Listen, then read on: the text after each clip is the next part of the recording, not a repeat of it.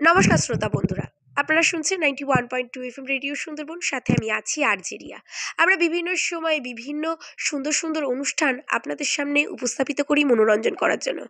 আজও তেমন একটা অনুষ্ঠান আমি নিয়ে এসছি আজ কবিতায়নে একটি আবৃত্তি প্রশিক্ষণ সংস্থাতে, যার শিক্ষিকা মাননীয়া রনিতা অধিকারী মহাশয়া। তো তার সাথে আমরা পরে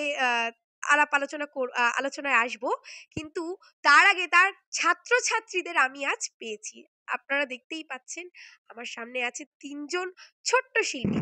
আসুন আগে তাদের সাথে আমরা পরিচিত হয়ে নিই, তারপরে নয় তাদের আবৃত্তি কবিতা শোনা যাবে। আচ্ছা, তোমার নাম? সাহিত্য মোদক। তোমার নাম? ভারজাস দাস।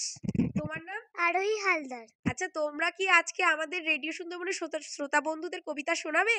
হ্যাঁ। আচ্ছা, চলুন বন্ধুরা, তাহলে আমাদের ছোট্ট ছোট্ট শিল্পীদের কবিতা আবৃত্তি আমরা আজকে শুনে নিই। চলুন বন্ধুরা, মূল পর্বে আমরা ফিরে যাই। নমস্কার, আমার নাম আরোহী হালদার। অন্নদা শঙ্কর রায়ের লেখা কবিতা নামকরণ। খাটবে না, খুঁটবে না, পড়বে না, শুনবে না, লিখবে না, শিখবে না কিচ্ছু। এ ছেলেটা বিচ্ছু, কাটবেই কাটবেই, খুঁত করবে, কিছুতেই হবে না গো তুষ্টু। এ মেয়েটা দুষ্টু, চকোলেট, লেমনেড, সন্দেশ, কাটলেট সব কিছু চাই তার আজই। এ ছেলেটা পাঁজি, চুষছে তো চুষছেই, মুখে পুড়ে পুষছেই, চানাচুর, চাটনি কি মিশ্রি।